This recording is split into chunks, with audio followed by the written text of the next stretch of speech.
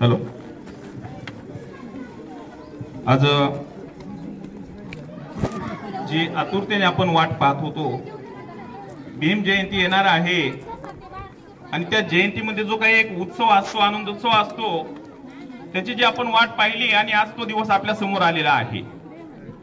मैत्री संघाने आपल्यासाठी जो बरगतचा कार्यक्रमाचं या ठिकाणी आयोजन केलेला आहे, खास विशेष की एक संयुक्त जयंती महोत्सव। हा महाराष्ट्र, हा देश अनेक महापुरुषांच्या विचारांनी प्रेरित झालेला आहे, एक गुंफण झालेली आहे आणि त्या दृष्टीने त्यांनी संयुक्त जयंती महोत्सव याचं आयोजन केलेले आहे की ज्यामध्ये तथागत गौतम बुद्ध, महाराष्ट्राचा आराध्य दैवत छत्रपती शिवाजी महाराज,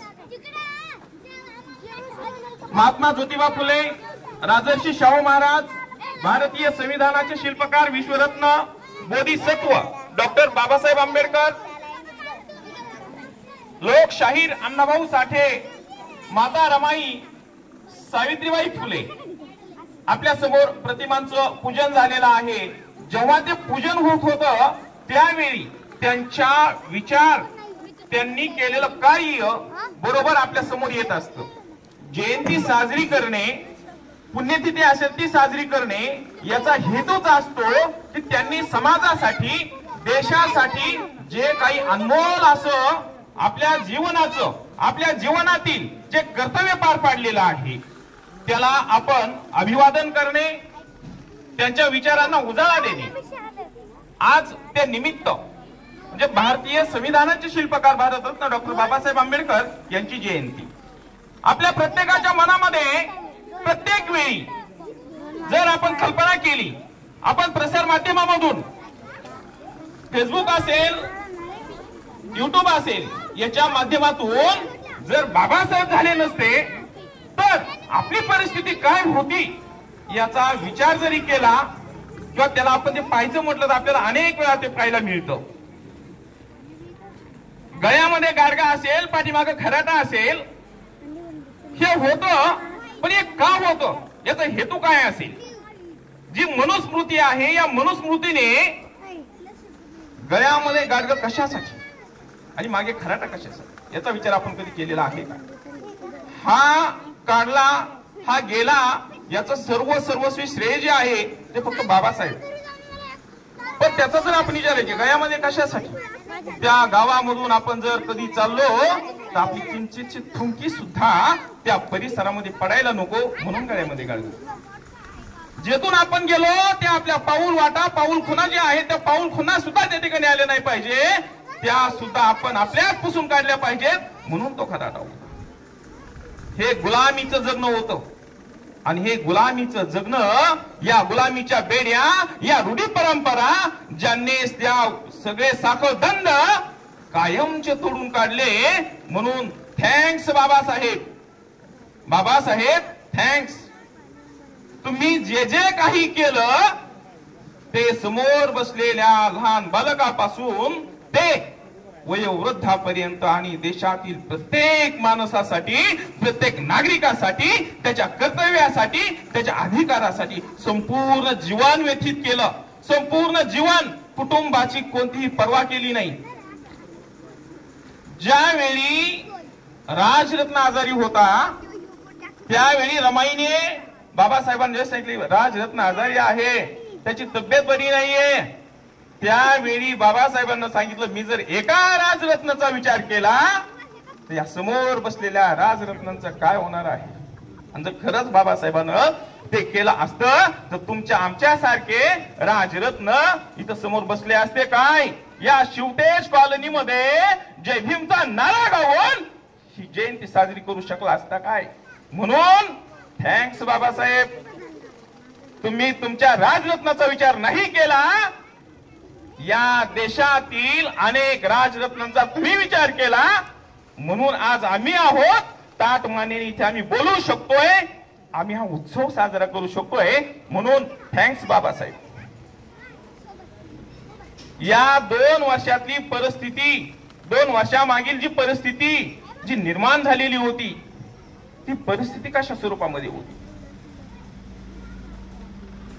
घरामधून माणसांना माणसं ओळख देत नव्हती, अशी परिस्थिती निर्माण झालेली होती. त्याही परिस्थितीमध्ये जे मित्र परिवार असतो तो मित्र परिवार मागे हटला नाही, तो मित्र परिवार सोबत असायचा. मी उदाहरण देतोय मैत्री संघासाठी की आपली जी विचारधारा आहे, प्रत्येकाचं गाव वेगळं आहे, प्रत्येकाचं क्षेत्र वेगळं आहे, पण एकमेकांच्या सानिध्यात जे आलो, विचाराने प्रेरित झालो, हा विचार म्हणजेच बाबासाहेबांनी दिलेली जी चळवळ आहे, त्या चळवळीमधून तुमच्या आमच्या ओळखी आहेत. एकाच गावामधला, एकाच परिवारामधला असेल एखादी क्वचित कोण तर, प्रत्येक जण महाराष्ट्राच्या या देशाच्या कानाकोपऱ्यामधून या चाकणमध्ये रोजगाराच्या माध्यमातून आलेला माणूस आहे. आणि त्यामध्ये जो चळवळीच्या माध्यमातून जो एकत्रित आला, ज्याच्यामध्ये मैत्री घडली, मैत्री घडल्यामुळे आज एवढा उत्सव साजरा होण्याचं भाग्य तुमच्या आमच्या आपल्या सर्वांना लाभलेलं आहे. या चाकण परिसरामध्ये, या पुणे परिसरामध्ये अनेक भागातील लोक आहेत, नाहीत ओळख देत.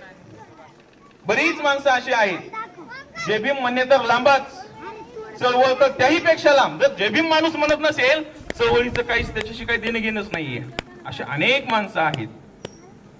परंतु बाबासाहेबांची चळवळ आहे म्हणून तुम्ही आम्ही सोबत आहोत, आणि या चळवळीचं प्रतीक म्हणून हा उत्सव एवढ्या मोठ्या आनंदामध्ये आपण साजरा करण्याचं भाग्य आपणास मिळालेलं आहे. मला ज्यावेळी मैत्री संघाने सन्मानित केलं, पहिल्यांदा म्हणजे डोळे पाणावले माझे की हे भाग्य मला का लाभलेलं आहे, मला ही संधी का मिळालेली आहे. एका शेतमजुराचा मुलगा मी, आई रोजगार करणारी, वडील बँड वाजवणारे म्हटल्याच्या नंतर त्यांच्या सोबत जाऊन मला दुधाची एखादा लग्नाचा कुठला कार्यक्रम असेल, मंडपाच्या बाहेर उभं राहून वाजत गाजत आलेल्या पाहुण्याचं स्वागत करणे हेच आपल्या नशिबी होतं. पण आज एका ठिकाणी एका कार्यक्रमामध्ये आपल्याला सन्मानित केलं जावं, स्टेजवर बसलं जावं, फक्त थँक्स बाबासाहेब आहेत म्हणून. शिका, संघटित व्हा, संघर्ष करा.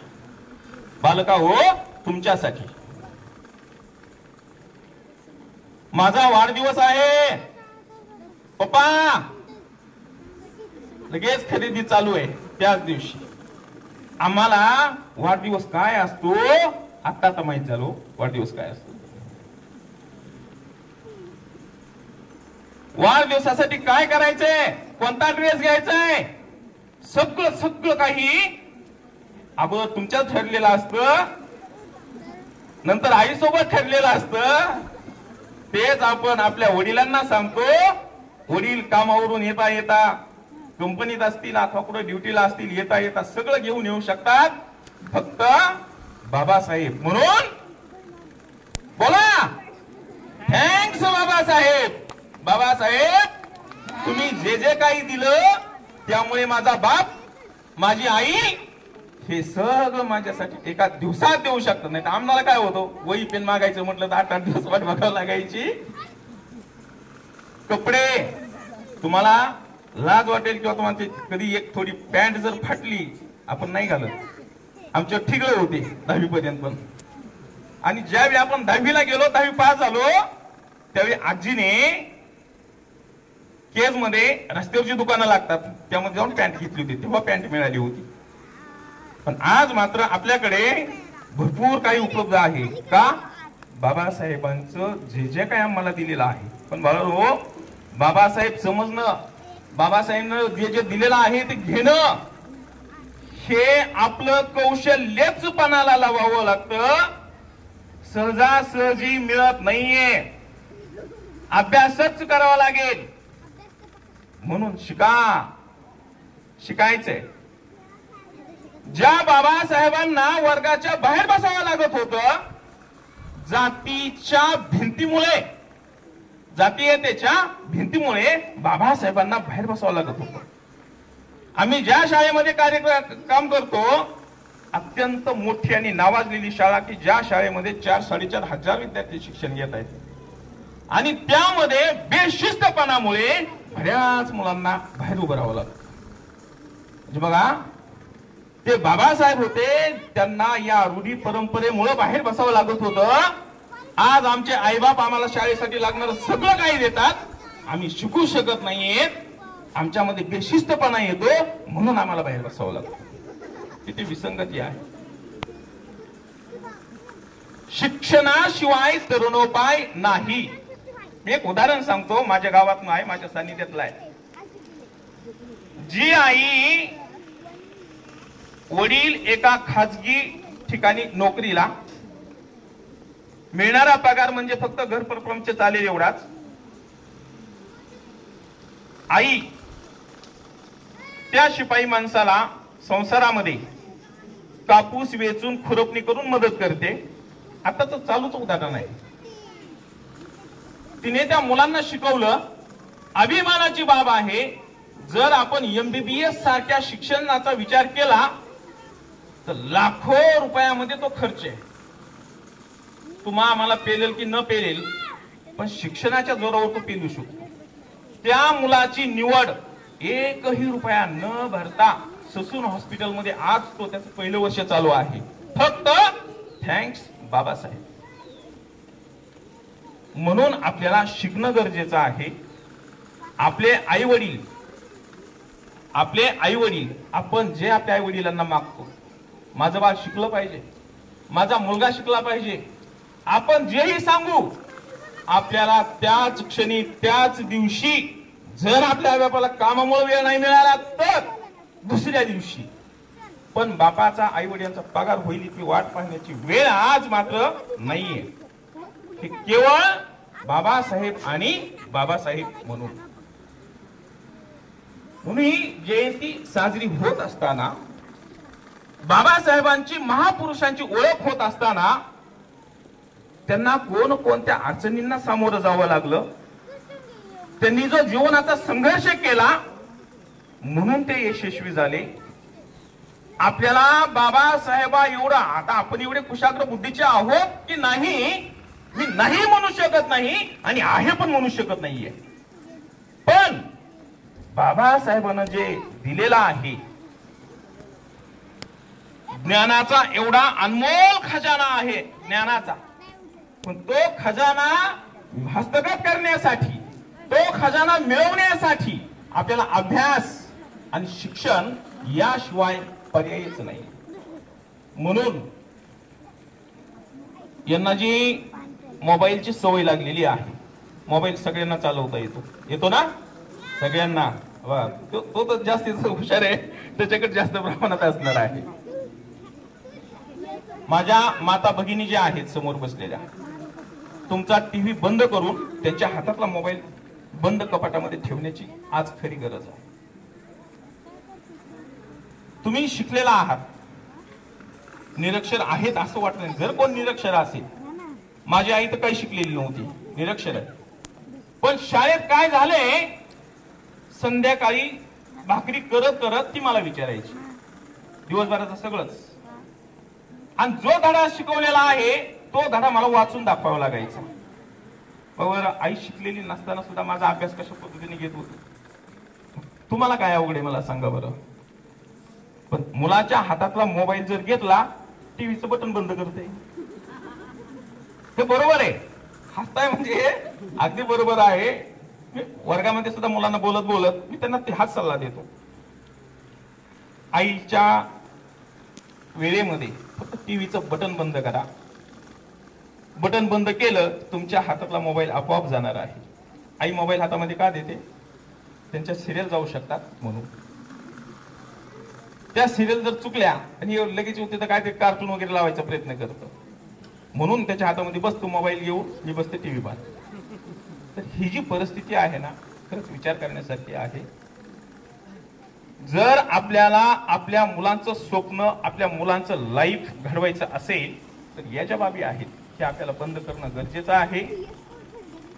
माझे सहकारी मित्र कवडे सर असतील, माझे सहकारी मित्र ठाकरे सर असतील, आमचे ज्येष्ठ दाभाडे सर असतील, अत्यंत बिकट परिस्थितीमधून शिक्षण घेऊन आज चांगल्या पद्धतीची नोकरी, चांगला पगार, पण हे होत असताना आम्ही समाजापासून दूर गेलेलो नाहीये. कारण आम्हाला जे काही आहे, आम्ही जे काही करतोय ते फक्त समाजाची आमच्यावर जे उपकार आहेत, म्हणजे आम्ही इकडे येणे वेळ देणे म्हणजे आम्ही समाजावर उपकार नाहीयेत, समाजाचे आमचे उपकार आहेत. आम्ही समाजाचे देणेदार आहोत. समाजाच्या या देशाच्या स्कॉलरशिपवर आम्ही शिकलेलो आहोत. म्हणून मैत्री संघाच्या सानिध्यातून आम्हाला या ठिकाणीची संधी मिळालेली आहे. मैत्री संघ ही एक अशी बाब आहे, मैत्री संघाच्या सर्वच सदस्यांना माझी विनंती असणार आहे, तुम्ही चळवळीपासून आज आपली जरी पहिली जयंती असेल, ही फक्त तुम्ही खांद्यावर घेऊन करण्याची पहिली जयंती आहे, पण हातात हात घालून करण्याचे अनेक वर्ष आपण सोबत आहोत. आणि त्यामधून ज्या काही बाबी समोर आलेल्या आहेत, ज्या अनुभव आलेले आहेत, त्या धर्तीवर मैत्री संघ कोणत्याही वेळेला आम्ही जर समोर आलो, मैत्री संघ असा अर्थ वाटला पाहिजे, कोणत्याही वेळेला पाहिल्याच्या नंतर स्वच्छच प्रतिमा दिसली पाहिजे, आणि ती स्वच्छ प्रतिमा दिसेल हा माझा विश्वास आहे. कारण मैत्री संघाच्या सभासदासोबत मी आज नाहीये, जरी तुम्हाला आज या ठिकाणी दिसलेला असेल, मध्यंतरी 5-6 वर्षात नसेल, पण त्याच्या अगोदर पासून ज्या 2012 मी इथे आलो होतो, 2012ला चाकणमध्ये, त्यावेळी आपल्याला जे छंद आहे, आपल्याला चळवळीमध्ये जाणं गरजेचं आहे, आपल्याला आपल्या माणसामध्ये जाणं गरजेचं आहे, म्हणून मी शोधत शोधत मी चाकणमध्ये फिरलो होतो. त्यावेळी माझ्याकडे गावाला असताना दिल्लीचे एक बंतेजी आलेले होते, आणि बंतेजी आल्याच्या नंतर त्यांचं आदराचं जे स्थान आहे, की त्यांचं जे काही अनमोल मार्गदर्शन असेल ते समाजाला लाभेल, म्हणून मी त्या व्यक्तीपर्यंत गेलो होतो. आणि त्या व्यक्तीने मला त्या ठिकाणी अपमानित करण्यात आलेलो होतो की बंतेजी, आम्ही त्याच्यात एवढं काय झालं, बंतेजीला तर आम्ही जन्माला घालतो, बंतेजीला आम्ही जन्माला घालतो. ही गोष्ट मला आवडली नाही, पण आम्ही तिकडे फिरकलोच नाही. ज्या ठिकाणी धम्माचा प्रसार करणाऱ्या बंतेजींना अशा पद्धतीने समजण्यात येत असेल, आणि आपण पुन्हा तिथं बाबासाहेब म्हणून जात असतो, तर आपली तरी काय किंमत असणार आहे. म्हणून मी त्या ठिकाणी वर जे केलं होतं, आमचे वरची काका, आम्ही एका कॉलनीमध्ये राहिलो होतो, त्या वरची काकाने या चळवळीतल्या माणसांची आणि आमची भेट घालून दिली. ती भेट, ती मैत्री आजपर्यंत टिकून आहे. जोपर्यंत आम्ही चाकण आणि या परिसरामध्ये असू, या मैत्रीने घातलेला जो हातामध्ये हात आहे, तोपर्यंत आम्ही सोबतच असू. जो बाबासाहेबांचा विचार असेल, महापुरुषांचा विचार असेल, कुठलाही कार्यक्रम असेल, त्यामध्ये आम्ही सोबतच असू. मैत्री संघाने हे पहिलं जे रोपटं लावलेलं आहे, विचारांचं रोपटं आहे, हे विचारांचं रोपटं असंच वृद्धिगंत हो, मोठमोठं हो. माझ्या समोर बसलेल्या सर्व मुलांना, माता भगिनी, माझे सर्व माझ्यापेक्षा ज्येष्ठ असलेली मंडळी, मी आपणा सर्वांना या आजच्या मंगल प्रसंगी, आजच्या आनंदाच्या दिवशी, या जयंतीच्या, या बाबासाहेबाच्या जन्माच्या जयंतीच्या शुभेच्छा, खूप खूप तुम्हासाठी शुभेच्छा आहेत. मला जे वाटलं, मी वक्ता खूप अभ्यासू आहे अशी बाब नाहीये, परंतु मला जो अनुभव आलेला आहे, मला जे वाटलं की आपल्याला जे